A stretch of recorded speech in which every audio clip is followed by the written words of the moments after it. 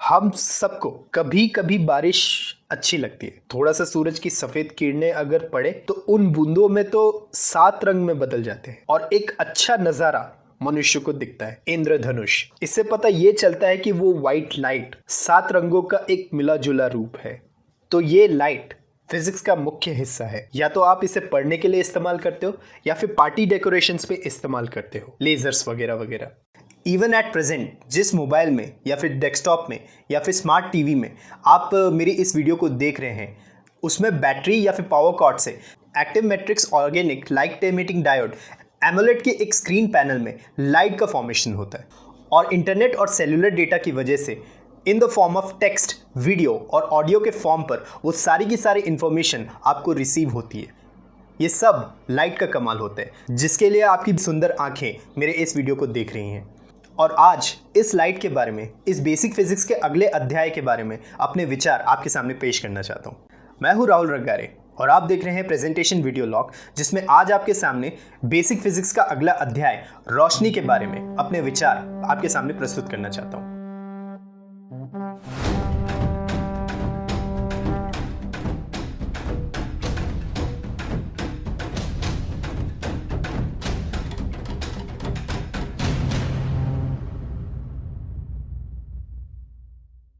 As per the schooling academics, it is very true that before light, especially in class 10th, we need to learn something about waves in class 9th.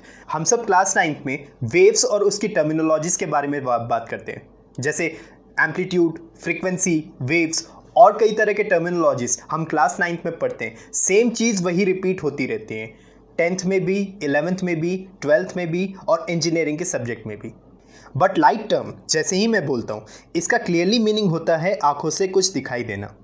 बाहर से जब रोशनी आएगी तभी वो आंखों के cornea से एंटर होती है। सिलेरी मसल्स की हरकतों की वजह से कॉन्वेक्स लेंस कैसे फोकल लेंथ को एडजस्ट करती हैं। अंधेरे से उजाले में बार बार हम रोज़ अंदर बाहर निकलते हैं, तो कैसे वो प्यूपिल लाइट के आंखों में एंटर करवाती हैं। और रेटिना के अंदर कैसे रॉड सेल्स और कॉन सेल्स के कारण हमारे ब्रेन सेल्स में किसी भी ऑब्जेक्ट या इंसानों की फिजिकल इमेज छप जाती है। These all things happen because of the light energy.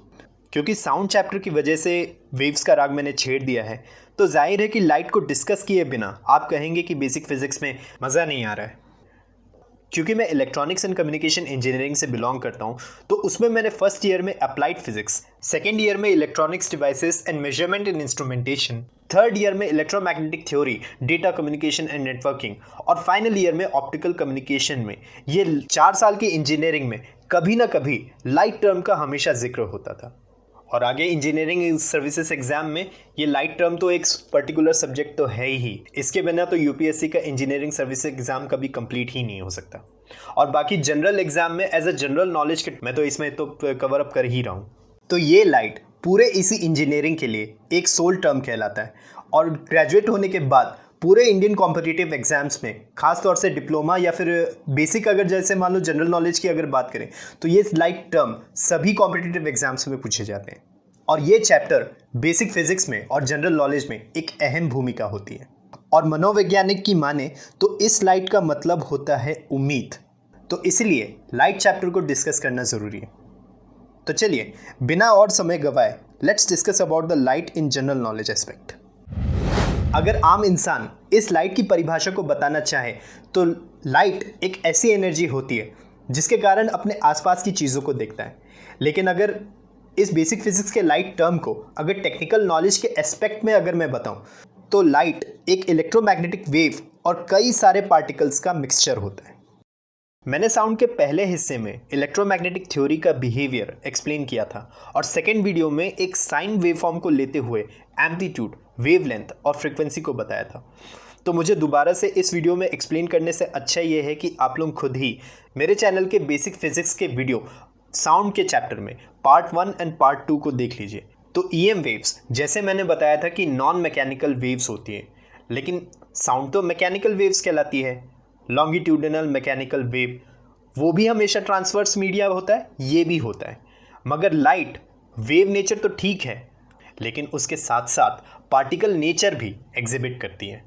To be honest, अगर जनरल नॉलेज के सेंस में अगर मैं बात करूँ तो nobody will ask you about the full explanation about the duality nature of light. Only just a statement is enough. But to be make sure that all of you are getting it, I need to explain very carefully about the duality nature of light. तो आइए मैं इस light की कहानी बताता हूँ कि कैसे ये डुअलिटी नेचर होती है, कैसे इसके दो पहलू होते हैं। सर आइजैक न्यूटन ने लाइट को एज अ पैकेट्स या फिर माइक्रो पार्टिकल्स या फिर कार्पसल्स माना था, जो एक स्ट्रेट लाइन में ट्रैवल करती है। उन्होंने देखा कि 100% ट्रांसपेरेंट मटेरियल में वो लाइट भेद कर जाती है और 0% ट्रांसपेरेंसी यानी 100% ओपेसिटी में वो मटेरियल से रिफ्लेक्ट होकर वापस चली जाती है। उन्होंने अपने आंखों से ये भी ऑब्जर्व किया था कि ये लाइट आंखों के अंदर भी जाती है। तो न्यूटन ने अपने ब्रेन सेल्स में ये शब्द निकाला, लाइट। न्यूटन की इस शोध को क्रिश्चियन हाइजीन ने देखा। तो हाइजीन ने ये बताया कि लाइट तो वेव नेचर शो कर रही है, क्योंकि जब उन्होंने कम वेवलेंथ वाली विजिबल लाइट को छोटे से छेद से पास करवाया तो ये लाइट वेव्स बेंड हो रही थी, मुड़ रही थी at the edges of the object, जिसे डिफ्रैक्शन नाम दिया गया। तो हाइजीन ने लाइट के बेंडिंग फिनोमिना अलग अलग मीडिया में पास की तो वहाँ से स्नेल्स लॉ निकलकर सामने आया। लेकिन फिर भी इस शोध में कुछ कमी थी। इस लाइट की और तहकीकात हुई और फिर थॉमस यंग ने लाइट के सामने इंटरफेरेंस के स्लिट प्लेट सामने रखे। बोले तो एक या दो रेक्टेंगुलर ओपनिंग से पास करके एक फ़ोटो पेपर में या फिर दीवार में पैटर्न आउटपुट विजिबिलिटी टेस्ट किया, जिसे यंग्स डबल स्लिट एक्सपेरिमेंट भी कहा जाता है। जो इंजीनियरिंग एस्पिरेंट मेरे इस वीडियो को देख रहे हैं, उन्होंने डेफिनेटली फर्स्ट ईयर के अप्लाइड फिजिक्स के लैब में फ्रिंज एक्सपेरिमेंट उन्होंने किया था, जिसमें फ्रेस्नेल और फ्राउनहोफर डिफ्रैक्शन आपने पूरा का पूरा एंड रिजल्ट अपनी आंखों के सामने देखा था। जैसे ही उस डबल स्लिट से उस लाइट को पास किया तो हर एक गैप डिस्टेंस में बहुत सारे सर्कुलर डॉट्स ग्रुप बनाते हुए दिख रहे थे। ज़्यादा सॉलिड डॉट्स के भर जाने के कारण पूरा का पूरा एक सॉलिड रेक्टेंगुलर पैटर्न बन जाता था। वो सॉलिड रेक्टेंगल उस लाइट वेव की पॉजिटिव एम्पलीट्यूड को रिप्रेजेंट करता था और नेगेटिव एम्पलीट्यूड में वो एक एक डॉट क्यू बनाते हुए लाइन को रिप्रेजेंट करता था। तो इस एक्सपेरिमेंट में वो पैटर्न छपना ये इशारा कर रहा है कि ये लाइट एक वेव के साथ साथ पार्टिकल नेचर भी शो कर रही है। इस चीज़ का अगर मैं डेली लाइफ में अगर एग्जाम्पल बताऊँ तो ये टॉर्च है। अगर आप इसे अंधेरे में देखते हैं तो कैसे आपको जो है वो पूरा का पूरा सेंटर पे आपको सॉलिड पैटर्न आपको जो है वो दिखाई देता है। लेकिन जैसे जैसे सर्कल का रेडियस बढ़ाते जाते हैं तो ये पूरा का पूरा जो है वो धीरे धीरे फेड होने लगता है। ये सॉलिड पैटर्न जो आपका एक्सट्रीमली सेंटर पर दिख रहा है, ये हाई एम्पलीट्यूड को रिप्रेजेंट करता है और जैसे जैसे रेडियस से बाहर निकलते जाते हैं एम्पलीट्यूड्स जो है वो धीरे धीरे लो होने लगते हैं। इसका मतलब क्या है, सेंटर पे आपको ज़्यादा डॉट्स जो है वो दिख रहे हैं और जैसे जैसे सेंटर से बाहर निकलते हैं तो डॉट्स कम होने लगते हैं। लेकिन स्टिल लाइट की अभी भी खोज और कहानी अधूरी थी। तो इस मामले में एंट्री होती है जेम्स क्लार्क मैक्सवेल की। मैक्सवेल ने क्या किया, इसी लाइट को एक ऐसे मीडियम में पास करवाया, एक ऐसे मटेरियल में पास करवाया, जैसे ही उस मटेरियल प्लेट में हिट किया वो रिफ्लेक्टेड लाइट वेव्स इलेक्ट्रॉन्स में बदल रहे थे। और इलेक्ट्रॉन्स मिलना, इसका मतलब है इलेक्ट्रिक फील्ड और मैग्नेटिक फील्ड एक साथ मिलना कहलाता है। जैसा कि पिछले वीवीलॉग वर्क एनर्जी पावर वाले चैप्टर में इलेक्ट्रॉन का डायग्राम बताते हुए मैंने काइनेटिक एनर्जी और पोटेंशियल एनर्जी डायग्राम मैंने बताया था। उसमें मैंने stationary electron cause electric field और moving electron cause magnetic field मैंने बताया था और साउंड पार्ट 1 में ईएन वेव की विशेषताएं आपके सामने प्रस्तुत किया था। By using Davisson Germer experiment इस चीज़ को फोटो इलेक्ट्रिक इफेक्ट कहा गया।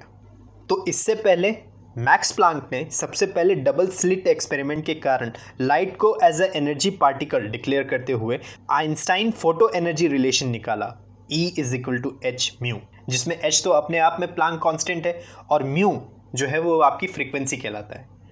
एनोटेशंस अलग हो सकते हैं इलेक्ट्रोमैग्नेटिक थ्योरी में, ये पहले ही आपको बता चुका हूँ। तो यहाँ पर न्यू अलग मीनिंग है, यहाँ भी वो लाइट वेव के टर्म पर फ्रीक्वेंसी कहलाएगा। लेकिन जब उस लाइट में इलेक्ट्रॉन्स का फ्लो देखा तब उन दोनों एक्सपेरिमेंट को कंपाइल करके ये पाया कि वो लाइट के अंदर वो वेव तैरने वाला एक मीडियम होता है और पार्टिकल उसकी सवारी होती है।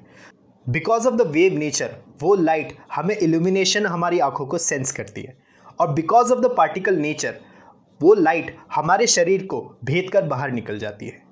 इंसानों से ये लाइट वेव पेनिट्रेट करती है, इसका मतलब ये नहीं कि 100%ली हम लोग जो है वो ट्रांसपेरेंट होते हैं, नहीं। पेनिट्रेट करने का मतलब ये है कि हमारी परछाई अगर नीचे बनती है तो इसका मतलब हम जो है वो उस लाइट को हम सहते हैं, जिसके कारण हमें पसीना आता है। इसी लाइट के दोहरे बर्ताव के कारण नीचे हमारी परछाई दिखती है। ज़्यादा एक्सपोज होने से हमारे शरीर में हीट एनर्जी पैदा होती है, उस सूरज की फिल्टर्ड यूवीए रेडिएशन को झेलते हैं। और ये यूवीए रेडिएशन ये हमारे लाइफ सर्वाइवल के लिए अत्यंत ज़रूरी है। तो इस घटना के कारण लुई डी ब्रोगली ने इस लाइट पार्टिकल को मोमेंटम लेते हुए, मोमेंटम इसलिए क्योंकि पार्टिकल है, और पार्टिकल मैं कह रहा हूँ इसका मतलब इलेक्ट्रॉन पैकेट यानी फोटोन माना है। तो इस आइंस्टीन की मॉडिफाइड फोटो रिलेशन वर्जन निकाला, जिसमें उस लाइट की वेवलेंथ निकाली जा सकती थी, जिसे डी ब्रोगली रिलेशन कहा गया। और इस घटना के बाद क्वांटम मैकेनिक्स की असली शुरुआत हुई। उस लाइट वेव के अंदर इलेक्ट्रॉन्स की मौजूदगी प्रोबेबिलिटी पता करने के लिए श्रोडिंगर ने वेव इक्वेशन इजाद की। जैसे जैसे दुनिया साइंस की खोज में अपने आप को विकसित करती गई, वैसे वैसे लाइट एनर्जी की असलियत पता चलने लगी, और उस लाइट एनर्जी को अलग अलग मटेरियल से पास करते करते नए वेवफॉर्म्स निकलने लगे, और इस तरह से टेक्नोलॉजी का जन्म होता है। और हर तरह के एक्सपेरिमेंटल वेवगाइड में पास करते करते पूरी की पूरी इंजीनियरिंग थ्योरीज एंड एप्लीकेशंस बने, जिसे हम इंजीनियरिंग में पढ़ते हैं, जिसके बारे में पहले ही बता चुका हूँ। और नई नई गवर्निंग टेक्नोलॉजीज आती गई, जैसे लेज़र्स, ब्रॉडबैंड, कोएक्सियल केबल जिसमें कोर और क्लैडिंग होते हैं, और उस कोर के अंदर लाइट एनर्जी को पास करवाया जाता है। इस लाइट वेव का असली रूप अगर मैं आपके सामने आर्म्स प्रैक्टिस में अगर मान लीजिए दिखाने की कोशिश करूँ, प्रैक्टिकल अगर एज ए दिखाने की कोशिश करूँ, तो इलेक्ट्रोमैग्नेटिक स्पेक्ट्रम आप लोग जो है हर वीडियोस पे आपने ऐसे ऐसे दिखता होगा, यानी सीधे सीधे आपको साइन वेव्स आपको दिखती होगी बुक्स में। लेकिन अगर रियलिटी में दिखाने की कोशिश करूँ तो वो इलेक्ट्रोमैग्नेटिक वेव कहता हूँ। तो ये मान के चलिए रेड पेन ये मेरी ई फील्ड है, इलेक्ट्रिक फील्ड है, और एच फील्ड उसके परपेंडिकुलर है, जो कि इस ब्लू से रिप्रेजेंट कर रहा हूँ इस मैग्नेटिक फील्ड यानी कि एच फील्ड को। और वो ये इलेक्ट्रोमैग्नेटिक स्पेक्ट्रम यानी कि लाइट डायरेक्टली आपकी तरफ आ रही है, सेंटर में मान के चलिए कि वो आपकी तरफ आ रही है। अगर मान लीजिए ई फील्ड पॉजिटिव वाई डायरेक्शन पर अगर जैसे मान लीजिए आपकी तरफ आ रही है, तो एच फील्ड करेस्पॉन्डिंगली जस्ट ई फील्ड के परपेंडिकुलर क्या होगा, पॉजिटिव एक्स एक्सिस में जो है वो उसका पॉजिटिव पीक एम्पलीट्यूड जो है वो जाएगा। साइन वेव अगर जैसे मान लीजिए आ रही है तो वो इस तरफ जाएगा, और हमें पता है कि वो साइन वेव वापस से ज़ीरो एम्पलीट्यूड पर भी तो वापस आती है। तो क्या होगा कि ई फील्ड जैसे जैसे वो ज़ीरो की तरफ आएगा, करेस्पॉन्डिंगली मैग्नेटिक फील्ड भी ज़ीरो की तरफ जो है वो आने की कोशिश करेगी। तो इस तरह से ओरिजिन पर आपकी तरफ जो है वो आ रही है। अब अगर जैसे मान लीजिए नेक्स्ट टाइम वो नेगेटिव एम्पलीट्यूड भी तो जाएगा साइन वेव, तो नेगेटिव एम्पलीट्यूड के लिए क्या होगा, ई फील्ड जैसे ही वाई एक्सिस डाउन में अगर जाएगी तो क्या होगा, नेगेटिव एक्स एक्सिस में एच फील्ड यानी मैग्नेटिक फील्ड करेस्पॉन्डिंगली इस तरफ जाने की कोशिश करेगी। फिर वापस से वो जीरो एम्पलीट्यूड में आएगा ई फील्ड और एच फील्ड। ई फील्ड और एच फील्ड जैसे ही जीरो पर आने की कोशिश करेगा तो ई फील्ड क्या होगा, ऊपर आने की कोशिश करेगा, करेस्पॉन्डिंगली मैग्नेटिक फील्ड वापस से ओरिजिन पर आने की कोशिश करेगा, जीरो एक्सिस पर आ गया। फिर नेक्स्ट टाइम पे क्या होगा, पॉजिटिव एम्पलीट्यूड जाएगा तो ई फील्ड आपको कहाँ जाएगी, पॉजिटिव वाई एक्सिस पे, H field positive x axis पर। फिर वापस से जीरो आने के लिए क्या होगा, ई फील्ड नीचे आएगा और एच फील्ड आपका जीरो पर आने की कोशिश करेगा, और ऐसे ही जो है वो लगातार चलते रहेंगे। तो इस तरह से light as a electromagnetic wave आपकी तरफ जो है वो आती है। ये तो मैंने आम प्रैक्टिकल मैंने बताया। अगर रियलिटी में अगर मान लीजिए इस चीज़ को देखना चाहे तो हमारी electromagnetic wave as a light के फॉर्म पर हमको कुछ इस तरह से दिखाई देती है। सेम वही पिक्चर आम प्रैक्टिस का, ये रही रेड इलेक्ट्रिक फील्ड जो वाई एक्सिस में है, ब्लू मैग्नेटिक फील्ड जो एक्स एक्सिस में है, and all electromagnetic wave is coming right after you, which is what I had represented in black Z axis as centre dot. इस वेव में electron particle यानी कि फोटोन फ्लो हो रहा है। जो टेक्निकल एस्पिरेंट मेरे इस वीडियो को देख रहे हैं उनसे मेरी विनम्र विनती है कि इस फिगर का स्क्रीनशॉट जरूर ले लें, ताकि आप दोबारा से अगर इलेक्ट्रोमैग्नेटिक थ्योरी अगर आप पढ़ो तो ये वेव आपको जो है वो ज़रूर से ध्यान आए। जितना भी अब तक आम प्रैक्टिकल मैंने बताया वो सारे के सारे एनोटेशंस इस पर लिखे हुए हैं। और जैसा कि साउंड के पहले हिस्से में पूरे इलेक्ट्रोमैग्नेटिक वेव का एक टेबल बताया था, अब उसमें एक स्केल में रखें वेव सहित तो इलेक्ट्रोमैग्नेटिक स्पेक्ट्रम हमें कुछ इस तरह से दिखता है। नोटिस करना कि लेफ्ट हैंड साइड में कम वेवलेंथ है और राइट हैंड साइड में आपका ज़्यादा वेवलेंथ है। वेवलेंथ को फ्रीक्वेंसी में बदलूं तो LHS में ज़्यादा फ्रीक्वेंसी होगी और राइट हैंड साइड में हमारे पास कम फ्रीक्वेंसी होगी। और इन सब में बहुत ही छोटे से हिस्से में रहता है विजिबल रेडिएशन, जो कि हमें दिखाई देती है रंग के रूप में। यही रंग आपको सारे एक साथ इंद्रधनुष में दिखाई देते हैं, रेनबो में, विबज्योर, जिसकी वेवलेंथ 3900 एंगस्ट्रॉम से 7800 एंगस्ट्रॉम होती है, या फिर मोटा मोटी 400 नैनोमीटर से 750 नैनोमीटर्स के बीच में होती है। इस फिगर को अगले हिस्से में भी काम में लाऊंगा, क्योंकि यहाँ से और लाइट की जनरल नॉलेज सिलेबस के हिसाब से कई सारी विशेषताएं मुझे बतानी है इसकी मदद लेते हुए। तो ये तो रही लाइट वेव के डुअल नेचर के संक्षेप में कहानी। अगर इस लाइट वेव को दूसरे मीडिया में पास करते हैं तो कैसे उसकी विशेषताएं और टर्मिनोलॉजीज दूसरी जो है वो निकल के आती है, इन सब के बारे में आगे की कहानी मैं आपके सामने अगले PV लॉग में आपके सामने प्रस्तुत करूंगा। फिलहाल के लिए मेरी तरफ से इतना ही। ये मेरे PV लॉग के हिस्से का पहला हिस्सा था। अगले हिस्से में इस लाइट के आगे की कहानी आपके सामने लेकर फिर हाजिर होऊंगा। मुझे उम्मीद है कि आपको ये वीडियो पसंद आया होगा। अगर पसंद आया हो तो प्लीज़ इस वीडियो को लाइक, शेयर और चैनल को सब्सक्राइब कीजिए। और हाँ, मोबाइल फ़ोन कैमरा आप ही के लिए है, जिम्मेदारी से इसका इस्तेमाल कीजिए। अच्छे पल को सेव करें और दुनिया को दिखाएं। This was Rahul Raggari. Thank you very much for watching this video. Have a nice day.